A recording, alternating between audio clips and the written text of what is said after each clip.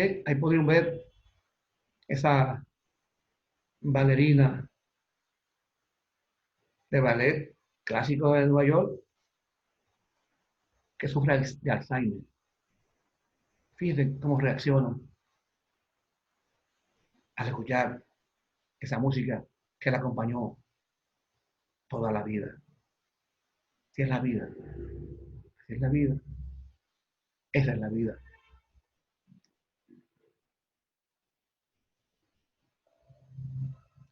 Bien, y volviendo ya a lo cotidiano, viendo lo cotidiano, bajando al mundo terrenal. Ustedes saben que para conocer nosotros a la perfección la política de lo que está aconteciendo en los Estados Unidos, yo creo que muy bien, por muy bien vale la pena que nosotros, como siempre, le traigamos a usted lo que usted no ve en otro sitio. Y vamos a ver ahora aquí el origen y la historia del Partido Republicano de los Estados Unidos. Solamente así te vas a entender y conocer el porqué de las cosas que están aconteciendo allá, donde tenemos nosotros cientos de miles de dominicanos en Estados Unidos. Vamos a ver y escuchar con atención esto, por favor.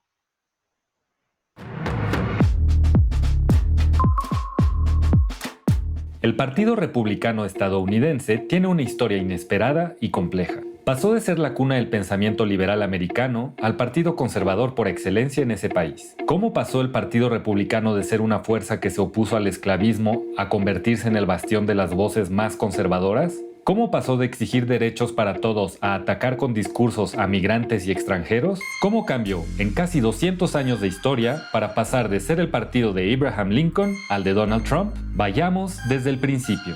Esta es la historia del partido que encumbró a Donald Trump, el GOP.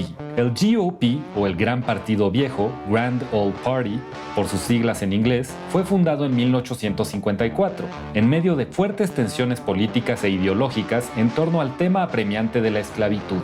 A mediados del siglo XIX, la esclavitud era legal en el sur de Estados Unidos, y grandes terratenientes cultivaban amplias extensiones de tierra con el trabajo gratuito y forzado de millones de hombres y mujeres negras. Sin embargo, las tensiones políticas entre los abolicionistas del norte y los poderosos esclavistas del sur dividían al país. De hecho, las diferencias políticas entre el norte liberal de Estados Unidos y el sur esclavista y conservador causaron, finalmente, la Guerra Civil Americana de 1861. El conflicto causó la muerte de más de 1 millón de personas, y todo empezó con la fundación de un partido que se oponía a la esclavitud. En 1854, el Partido Republicano nació como una fuerza para enfrentar al muy poderoso Partido Demócrata.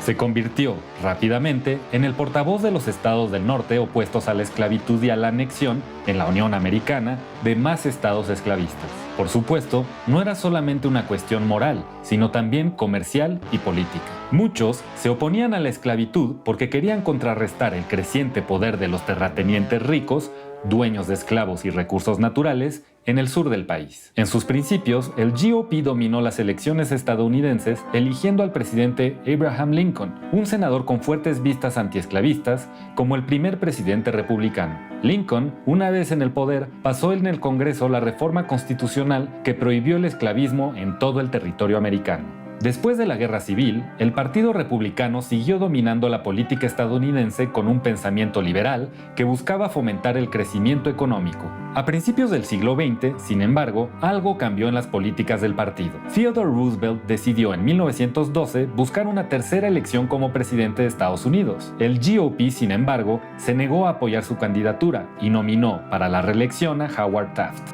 Roosevelt decidió entonces fundar su propio partido y oponerse a los republicanos en las elecciones. Esto hizo que el Partido Republicano se dividiera y que los demócratas arrasaran las elecciones. La división del partido creada por Theodore Roosevelt llegó a que muchos progresistas se fueran del bando republicano hacia el Partido Demócrata. Esto consolidó el cambio de un partido que tenía una fuerte tradición liberal hacia una línea mucho más conservadora que, a lo largo de los años, se ha ido afianzando. Durante los años 30, los republicanos se opusieron, de manera abiertamente conservadora, a las reformas reformas del New Deal del presidente demócrata Franklin Delano Roosevelt. Estas reformas querían combatir la gran crisis económica de 1929 con apoyos a pequeños comerciantes y políticas de un Estado benefactor. Los republicanos sostuvieron que estas políticas rozaban con el socialismo y se opusieron fervientemente a su implementación. Sin embargo, la corriente liberal demócrata, que rescató a Estados Unidos de la gran crisis financiera de los años 30, siguió ganando fuerza. Uno de los más conocidos ejemplos del liberalismo demócrata en esos años fue, por supuesto, el joven presidente John F. Kennedy,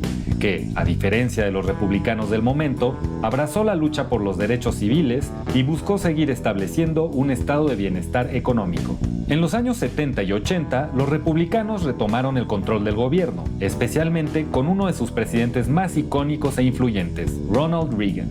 Reagan, una influencia mayor en las políticas económicas actuales de Trump, buscó bajar considerablemente los impuestos y disminuir la presencia del Estado en cuestiones económicas. Al mismo tiempo, tomó políticas conservadoras en el aspecto social, enfocándose particularmente en la lucha contra las drogas. Hasta los albores del siglo XX, los republicanos siguieron triunfando en las elecciones y tuvieron presidentes como George Bush, padre e hijo. Con la victoria de Obama y Joe Biden en 2008 y la reelección de 2012, los demócratas volvieron a afianzarse en el poder. Sin embargo, de manera absolutamente inesperada, Hillary Clinton, la candidata demócrata, perdió la elección de 2016 frente al republicano Donald Trump.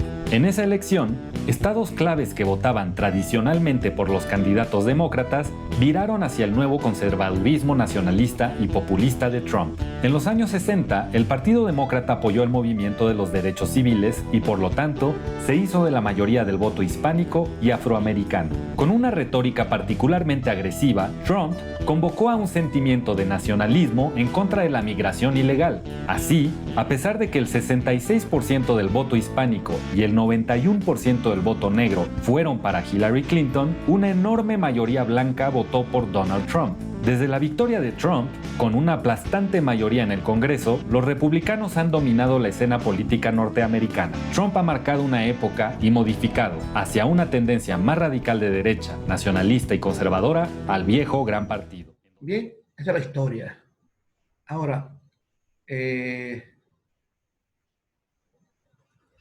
día 3 de noviembre hubo elecciones en Estados Unidos. Y vamos a ver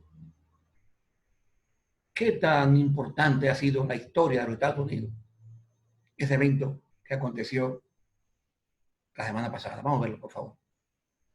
La participación en las elecciones estadounidenses alcanzó cotas históricas al convertirse en la más alta en 120 años.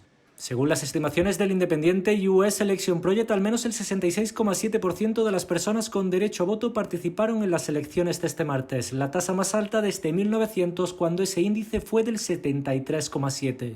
Casi 160 millones de los cerca de 238 millones de estadounidenses con derecho a voto acudieron a las urnas o enviaron su voto por correo, un auge notable respecto a los casi 139 millones de sufragios que se emitieron en las últimas elecciones presidenciales en 2016. También a la espera de conocer el resultado final, el candidato demócrata Joe Biden rompió otra marca al batir a Barack Obama como el aspirante presidencial que ha recibido más votos en la historia del país. A pesar de que el recuento aún está en marcha en varios estados, Biden ya se ha convertido en el candidato que ha conseguido más votos en la historia de Estados Unidos, con más de 70,1 millones de sufragios, superando el récord de 69,5 que marcó Obama en 2008. Los ajustados resultados en varios estados clave han impedido proclamar todavía un ganador. Biden... Este evento ha sido tan significativo y ha sido realizado en un contexto histórico de ese país profundamente dividido en la actualidad, que lo que vamos a ver ahora es una demostración de la intransigencia y de qué tan deteriorado podríamos decir nosotros que está lo que ha sido por la historia la democracia ideal. Vamos a ver esto, por favor. Una transmisión en vivo de último minuto. Estamos aquí en el centro de Atlanta, donde justamente acabamos de ser testigos de un momento muy tenso. El grupo Black Lives Matter ya está allá en el otro extremo de la calle, muy bien armado. También los grupos pro-Trump están aquí de este lado. muy bien armados. Ya acaba de llegar un grupo de milicianos de Trump, básicamente con rifles de asalto AR-15. Y al otro lado igual tenemos un grupo muy grande, unas 10 personas atrás con rifles. Y esto pues está para defender los grupos.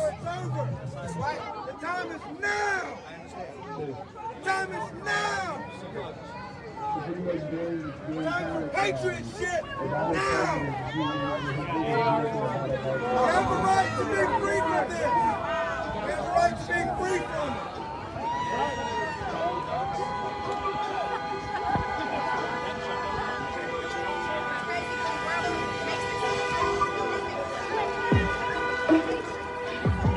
Pueden ver al otro lado de la calle también están los grupos bien armados, los grupos rivales.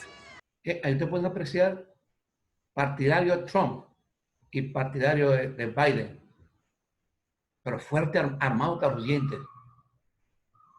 Uno que dice que ganaron, que realmente fueron los que han ganado de Biden, y otros que no aceptan la derrota, que es Donald Trump. Así de difícil están las cosas en los Estados Unidos.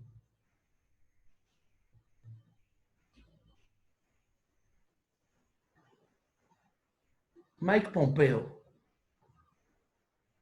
prácticamente del brazo derecho de Donald Trump, él dice que habrá una transición, escuchen esto, pero una transición para un segundo periodo de Donald Trump. ¿Qué les parece a ustedes eso? Vamos a ver y escuchar. En Estados Unidos se sigue viviendo una situación inusual. Por un lado, Joe Biden, ganador de las elecciones, empieza a preparar su equipo para desembarcar en la Casa Blanca como nuevo presidente. Y por otro, Donald Trump y una parte de los republicanos que siguen sin aceptar los resultados. El traspaso de poderes en Estados Unidos está bloqueado. Joe Biden ha tachado de embarazosa la negativa de Donald Trump a admitir la derrota y opina que está intimidando a los miembros del Partido Republicano. Además, Kamala Harris ha acusado al actual presidente de socavar la voluntad del pueblo. Eso sí, los demócratas se muestran decididos a seguir con sus planes y ya han nombrado a un equipo de 500 personas para este periodo de transición de más de 2 meses. Mientras, la Casa Blanca sigue pidiendo presupuestos a agencias federales como si nada ocurriera. Donald Trump continúa sin aparecer, ocupado lanzando una media de unos 40 tweets diarios. Ganaremos, ha dicho, sigue centrado en la ofensiva legal contra los resultados electorales, de momento sin mucho éxito y sumando apoyos de los suyos. El último, el del secretario de Estado, Mike Pompeo, que ha afirmado que habrá una transición fluida, pero hacia otra administración Trump.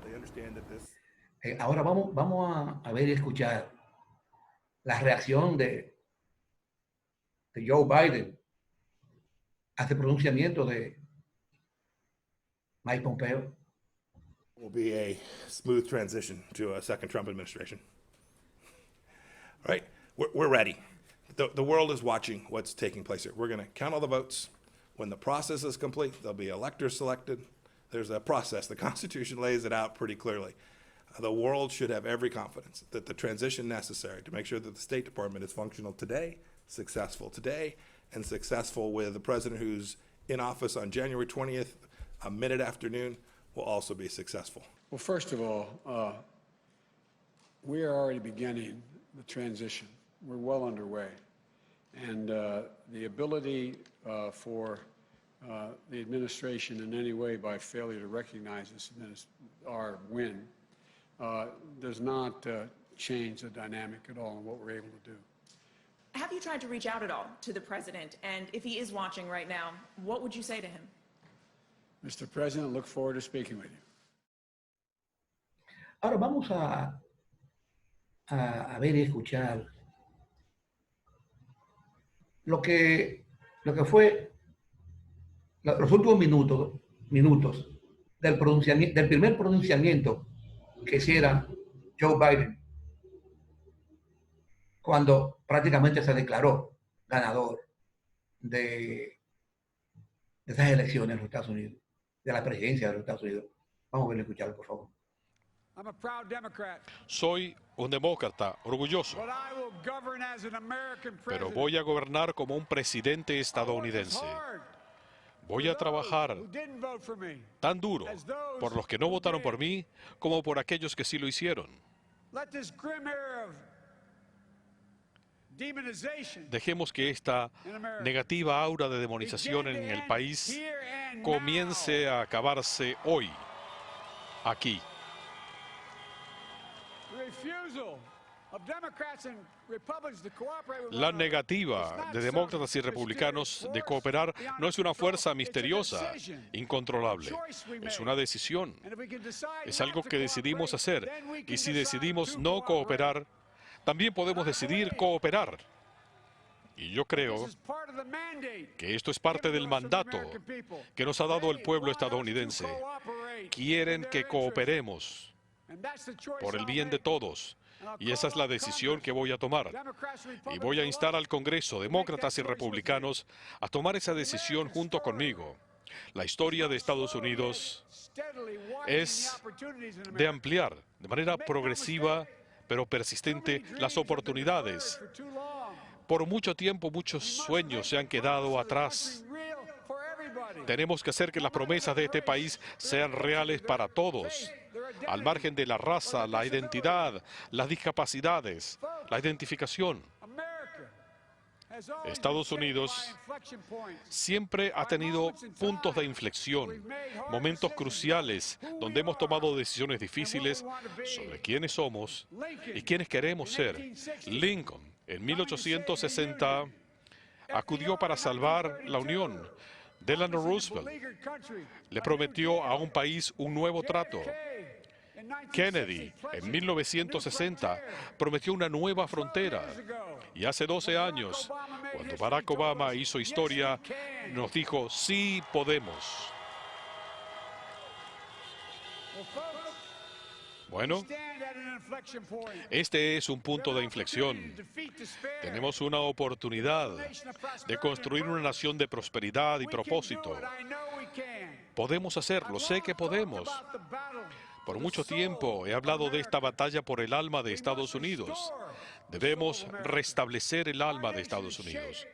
Nuestra nación se ha visto sacudida por esta batalla constante entre nuestros ángeles y nuestros impulsos más oscuros. Y lo que dice el presidente significa en estas circunstancias. Es hora que prevalezcan los ángeles. Esta noche el mundo entero está observando.